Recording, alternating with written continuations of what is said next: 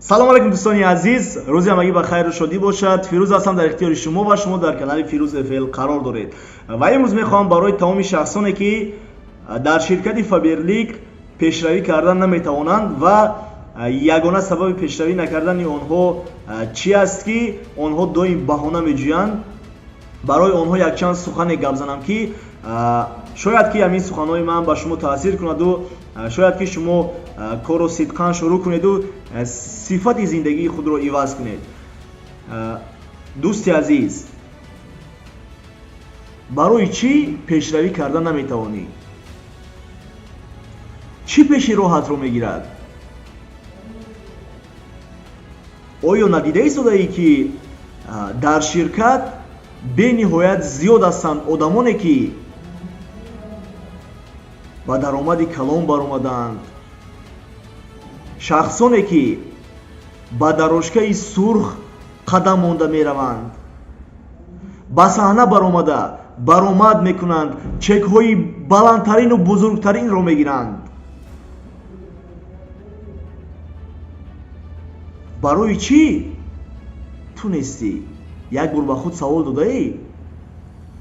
ё ин ки ин шахсиятҳо дигар маҳсулотҳоро пеш мебаранд, дигар маркетинг планро истифода бурда истоданд, ё ин ки дар дигар ширкат фаъолият доранд? албатта неку. пас барои чӣ тунистӣ? чӣ пеши роҳи туро мегирад барои пешравӣ кардан? шояд ту гап занӣ ки наздиконат туро дастгирӣ намекунанд. шояд ту гап занӣ ки дӯстонат ба ҳоли ту механданд. шояд ту гап занӣ ки ҳазорҳо нафар пешниҳоди туро қабул накарда истоданд то ин ки бо ту бизнес кунанд.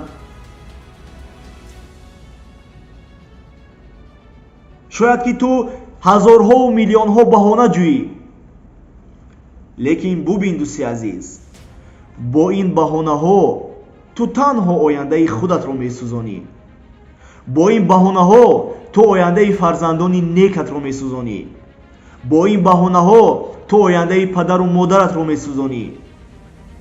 ҳамин.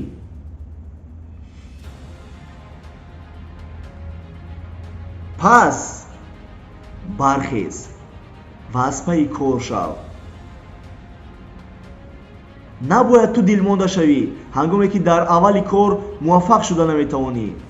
набояд ки ту дилмонда шавӣ ҳангоме ки баъзеҳо ба ту бовар надоранду ба ту ҳамкорӣ намекунанд. чунки дигарон бояд ки муайян накунанд ки ту дар ин бизнес кӣ мешавӣ. дигарон зиндагии туро намесӯзанд. ман ба ту кӯмак карда наметавонам агар ки ту худат нахоҳӣ. наставне ки ту ба ту кӯмак карда наметавонад. агар ҷонаша дар ҷонат монад, агар ту худат нахоҳӣ, намешавад пешравӣ кардан. пас биё аз имрӯз иродатро қавӣ гир ва танҳо корҳоеро анҷом деҳ ки туро ба сӯи мақсадат бурда мерасонанд. он чизеро тамошо кун ки барои ту донише медиҳад то ин ки ба сӯи мақсадат наздик шавӣ.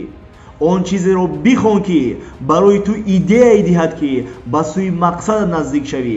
бо шахсоне шиштухезу рафтору гуфтору суҳбат кун ки туро кӯмак мекунанд барои ба мақсадат расидан.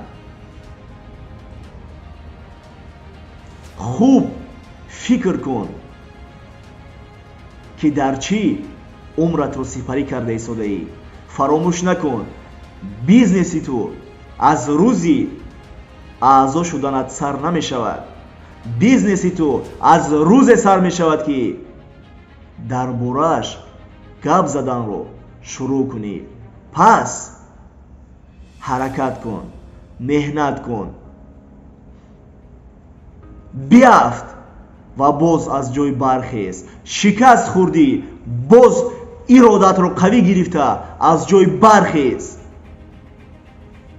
бигузор ба ҳолат биханданд, бигузор ҳеҷ кас ба ту бовар надошта бошад, бигузор ҳама туро аз роҳ зананд, аммо инҳо ягонтааш ба ту халал расонда наметавонад то ин ки ба мақсади хеш расӣ.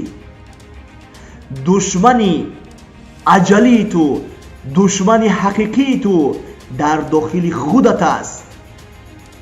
танбалӣ, бахилӣ, бадӣ кардан.